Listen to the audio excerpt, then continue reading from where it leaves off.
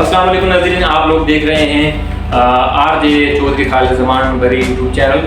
Programme کا نام ہے زیرو سے ہیرو۔ آج کے ہمارے اس پروگرام کی مہمان ہیں میڈم کلثوم افسر زیدوی۔ تو جیسے کہ ناظرین آپ لوگوں کو پتہ ہے کہ میرے قصے اور کہانیاں بہت کم ہوتے ہیں، مختصر باتیں ہوتی ہیں اور کام کی باتیں ہوتی ہیں۔ تو آج میڈم سے پوچھیں گے کہ ان کا تعلق کہاں سے ہے اور کیا نام ہے۔ السلام علیکم میڈم۔ وعلیکم السلام، کیا حال ہے؟ بہت شکریہ میڈم آپ کا، آپ نے جو ہے اپنے قیمتی وقت سے وقت نکالا اور ہمیں وقت دیا۔ میڈم یہ بتائیے گا کہ آپ کا یہ کلثوم افسر زیدوی جو نام ہے، یہ کلمی نام ہے یا آپ کا پورا نام ہے؟ یہ میرا نام اصل میں کلثوم بیوی ہے۔ میرے والد اس حق میں نہیں تھے کہ اپنا نام جو ہے وہ بچوں کے نام کے ساتھ رکھیں۔ یہ میں نے خود اپنا کلمی نام بنایا ہوا ہے۔ شاہ افضل میرے والد صاحب کا نام ہے اور زید بھی میں نے اس لیے لگایا ہوا ہے کہ ہمارے گاؤں کا نام زیدہ ہے، تو یہ دونوں میری شناخت ہے، میرے والد کا نام اور میرے گاؤں کا نام۔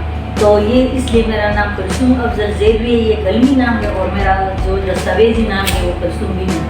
بہت شکریہ میڈم۔ میڈم یہ بتائیے گا کہ آپ کی پیدائش جو ہے وہ کون سے علاقے میں ہوئی؟ کیا آپ واقعی سوابی کے مشہور علاقے زیدہ میں پیدا ہوئی؟ جی بالکل، اس میں کوئی شک نہیں ہے۔ میں نے پرائمری ایجوکیشن زیدہ سے حاصل کی ہے۔ ہائی اسکول میں 10th کلاس تک میٹرک میں نے زیدہ گرلز ہائی اسکول زیدہ سے کیا ہے، اور میں نے اپنی سروس کی ابتدائی 3-4 سال جو ہے وہ زیدہ میں گزارے ہیں۔ پھر جو ہے کسی وجوہات کی بنا پر بس یوں کہیں کہ ہمارا جو ہے دانا پانی ہاتھ سے اڑ گیا تھا، تو ہم مردان شفٹ ہوئے، اور یہ 1993 کی بات ہے، 1993 کی بات ہے، اور جاب میری ہوئی ہے 89 میں، اور میں نے میٹرک کیا ہے 84 میں۔ 84 میں میں نے میٹرک کیا ہے، تو یہی تب تک جو ہے 1992 تک 1992 تک میں زیدہ ہی میں رہی، یہاں پر ہی بڑی۔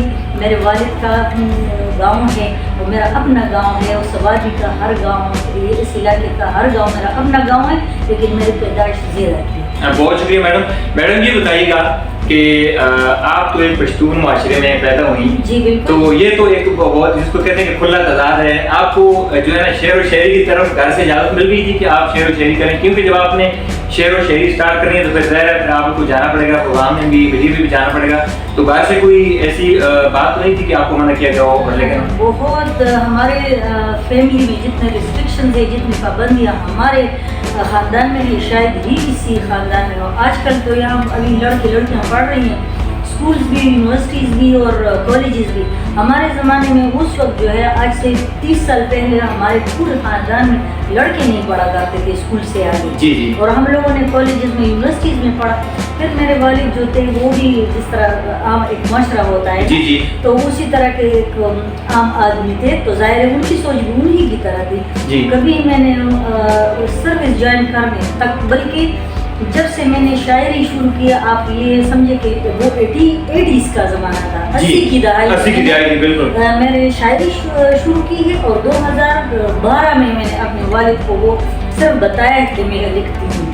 اچھا، بہت شکریہ میم۔ اچھا، اگلا سوال، کچھ ہمارے سوال فنی بھی میم ہوتے ہیں، تو شعراء کے بارے میں یہ ایک تصور پایا جاتا ہے کہ یہ جو ہے نا عشق مزاج لوگ ہوتے ہیں، تو میم آپ نے یہ جو شاعری شروع کی ہے، کیا کہیں ایسا تو نہیں ہے کہ آپ جو ہے نا کہیں ناکام ہو، آپ نے شاعری شروع کی ہے، یا ویسے آپ کی دلچسپی تھی اس شاعری کی؟ ناکامی تو اللہ نہ کرے کہ کسی کو عشق میں ناکامی ہو۔ میں اور یہ بھی میں سمجھتی ہوں کہ عشق اور محبت کے بغیر تو زندگی تصوری ممکن نہیں ہے، اور لیکن محبت جو ہے اور عشق جو ہے وہ چیز نہیں ہے۔ میں سمجھتی ہوں اور ہمیشہ اس بات کو میں کلیئر کرتی ہوں کہ اگر کوئی کسی لڑکی کو لڑکا یا کسی لڑکے کو لڑکی پسند ہے، اس کو کوئی محبت ہے، تو یہ محبت کی توہین ہے اور محبت کا مذاق اڑانا ہے۔ عشق جو ہے سخی کی عشق اللہ تعالیٰ کی ذات کے ساتھ ہے، اس کے بعد بہت ساری چیزیں کائنات کی ہر ایک ذرے کے ساتھ اگر انسان محبت نہ کرے تو اس کا رات کا اللہ تعالیٰ سے جڑتا نہیں ہے۔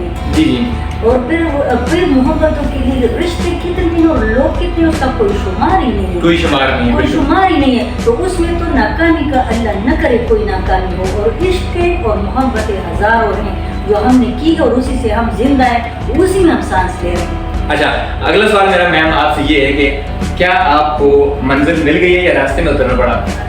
منزل تو ہمیں تبھی ملے گی جب ہم اللہ تعالیٰ کے پاس جائیں گے، اس کو فروغ ہو کے جائیں گے۔ جب اللہ تعالیٰ ہمارے جنت کا فیصلہ کرے گا تب ہماری وہی منزل ہوگی۔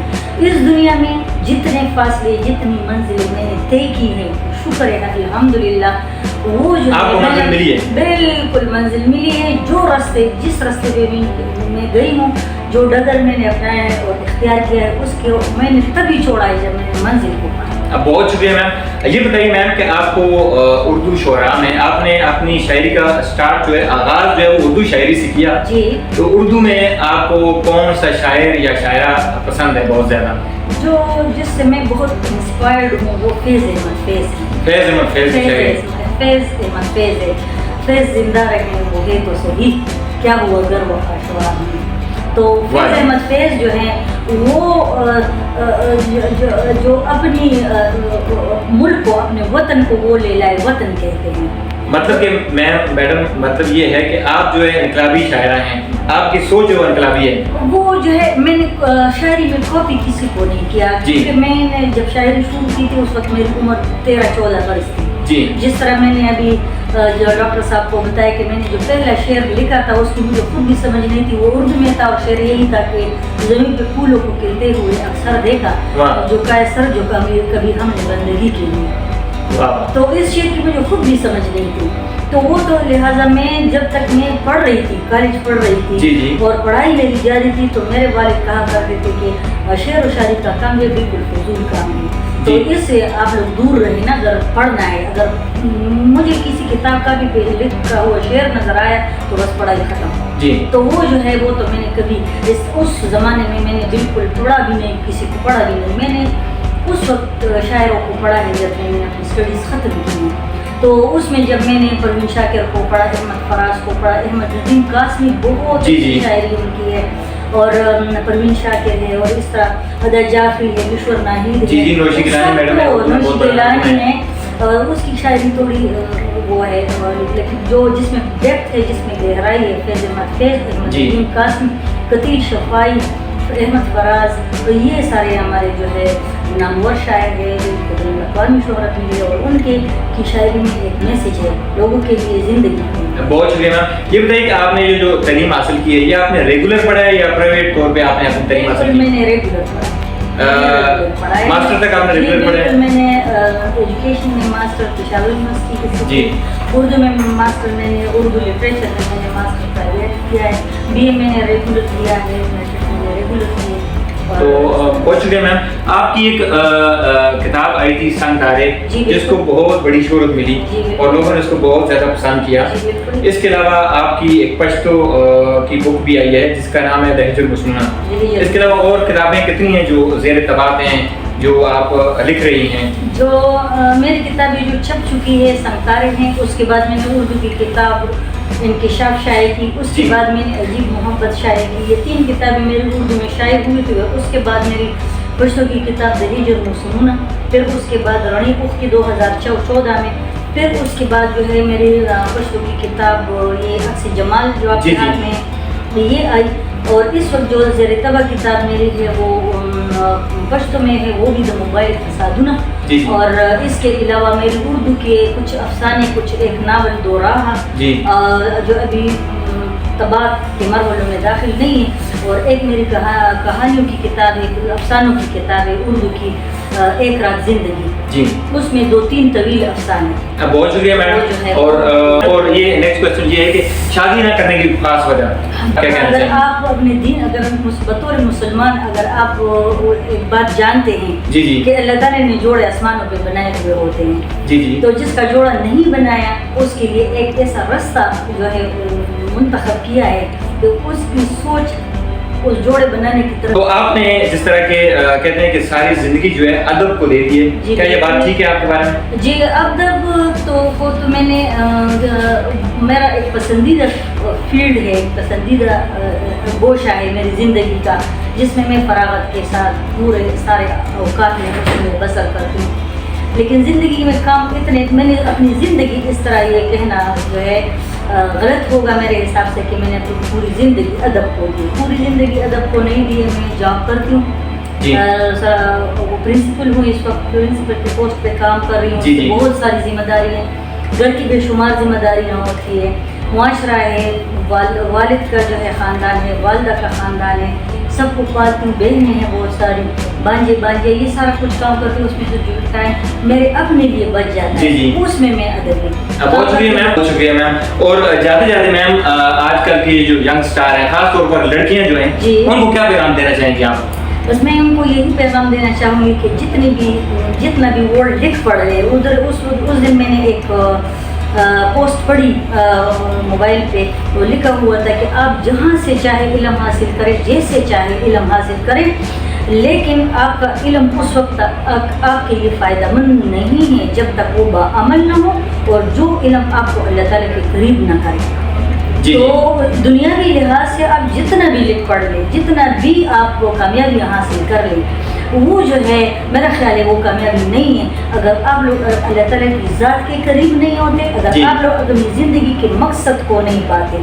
और बहुत ही मुख्तसर अल्फाज में हमारी ज़िंदगी का मकसद ये नहीं है कि हम डॉक्टर बने, हम इंजीनियर बने, हम बड़ा घर बनाए, हम बच्चे पाले उनको डॉक्टर बनाए, इंजीनियर, ये हमारी ज़िंदगी का मकसद हरगिज़ नहीं है। हमारी ज़िंदगी का मकसद ये है कि किन तरीक़ों से अल्लाह ताला राज़ी होगा। तो अल्लाह ताला की ज़ात के करीब इंसान, अगर हमारी कामयाबी, हमारी कोशिश है, हमारा इल्म, हमारा एजुकेशन जो है, अगर हमें अल्लाह ताला की ज़ात के करीब करता है तो हम कामयाब हैं। अगर वो सिर्फ हमें दुनियावी कामयाबी दिलाता है तो ये हमारी सबसे बड़ी नाकामी है। बहुत शुक्रिया मैम। मैम आपने एक जो बुक लिखी है कि मोबाइल फसादुना, तो इसको क्या है, पस मंजर क्या है, थोड़ा सा आप अपने नाज़रीन को बताएंगे कि किस ये हमारे अपनी जो सोसाइटी है इसके इर्द गिर्द जो है हमारे जो हादसे पेश आए, जो लड़कियां मर गई, जो लड़के मर गए और उनकी जिंदगी को तबाह करने में जो मोबाइल का हाथ था। मिसाल के तौर पर वो कोरोना में, उसमें मैंने कहानी लिखी है, उसका थोड़ा सा मैं आपको बस मंजर बताती हूँ कि कोरोना में एक मैं दोपहर को मैं घर आई तो मैं नमाज़ पढ़ रही थी, तो दरवाजे पे दस्तक हुई, तो मैंने दरवाज़ा खोला, एक लड़की आई जिसका पूरा चेहरा जला हुआ था और मैं उसको देख के बहुत ज़्यादा डर गई। मैंने उसको अंदर बुलाया, मैंने कहा क्या बात है, तो उसने कहा मुझे रोटी दे दे। तो मैंने कहा ठीक। तो मैंने उसको बिठाया, उसके लिए पानी लेके आई, उसके लिए रोटी लेके आई। तो मैंने उसको कहा आपको क्या हुआ है, चेहरा क्यों जला हुआ है? तो उसने मुझे बताया मेरे शोहर ने मेरे ऊपर तेज़ाब पहना है। तो मैंने कहा आपकी उम्र इतनी नहीं है बेटा, क्यों मतलब ये कि क्यों ऐसे घरों में आप जा रही है? उसने मुझे कहा मेरी उम्र 30 साल है और इन 30 सालों में मैंने 5 मरतबा शादी की। 30 सालों में 5 मरतबा मैंने शादी की और मेरे 9 बच्चे हैं। मैंने कहा बेटा ये आपने क्या किया, आप क्या कह रहे? फिर उसने मुझे ये कहानी सुनाई कि ये मेरी एक आदत थी मोबाइल इस्तेमाल करना और ऐसे उसके लड़कों के साथ बातचीत करना, उनको फंसाना, फिर उनसे शादी करना, फिर उनकी मौजूदगी में दूसरों के साथ जो है अफेयर बनाना और फिर उनके साथ इस तरह होते होते फिर जो मेरा आखिरी शौहर था जिनसे उम्र में बहुत ज़्यादा बड़ा था, उसको जब इस बात का पता चला तो उसने मेरे चेहरे पे तेज़ाब किया। तो आपने वहाँ से ही कंसेप्ट लिया मोबाइल? वहाँ से मैंने कॉन्सेप्ट लिया। फिर पहले बाकायदा वो जो कहानी मैंने लिखी, मैंने उसका नाम उस लड़की के नाम पर रखा, नवीदा उस लड़की का नाम था। मैंने उस कहानी का नाम नवीदा रखा और फिर मैंने उसको अपने उसमें अपने आसपास के लोगों में जितने हादसे हुए थे मोबाइल की वजह से, मोबाइल अफेयर्स की वजह से, उनको मैंने लिया और मैंने उसमें स्पेशली ये बात की है कि मोबाइल बुरी चीज़ नहीं है। उसका इस्तेमाल जो है वो अगर आप गलत इस्तेमाल करेंगे तो वो बुरी चीज़ है। और हर चीज़ के 2 पहलू होते हैं, एक मस्बत होता है, एक मनफी होता है। एक चीज़ को आप मुसलसल मनफी तौर से इस्तेमाल करेंगे तो ज़ाहिर कोई ना कोई तो नतीजा निकलेगा। तो मोबाइल से अगर कोई पॉजिटिव करे, तो मेरे पास मेरी एक कोलीग है, उसने मोबाइल से PhD कर दिया। बायोटेक्नोलॉजी में उसने सारा काम मोबाइल से किया है। अब कौन PhD और MPhil की किताबें कोई ख़रीद सकता है? यही मोबाइल से, लैपटॉप से उसने PhD कर लिया। तो ये मोबाइल का पॉजिटिव और इसका मनफी, ये इसका पॉजिटिव पहलू है। वो ये जो मैंने लिखा है इसका मनफी पहलू इसलिए है कि हमारा माशरा इस तरह है कि हम लोगों में शऊर की कमी है। इस चीज़ को हम ये नहीं समझना देखते कि इसका फ़ायदा क्या है, कि इसका फ़ायदा क्या, इसका यूज़ क्या है, किस मकसद से बनाया गया है। लेकिन उसमें जो गंद मिला दिया हुआ होता है, हम फिक्री तौर पे उसकी तरफ रुझान हमारा उधर हो जाता है। اور ہم اس کو اس کے پیچھے لگ جاتے ہیں اور یہی چیزیں ہماری نسلوں کو تباہ کر رہی ہیں. اس لیے میں نے یہ کتاب لکھی. بہت شکریہ میم. بالکل ناظرین, نیکسٹ پروگرام میں آپ لوگوں کی ملاقات کروائیں گے کسی نئے مہمان کے ساتھ. تب تک ہمیں بہت زیادہ خیال رکھیے گا. مجھے یعنی اپنے میزبان RJ چودھری خالد زمان بری کو دیجیے اجازت. اللہ حافظ.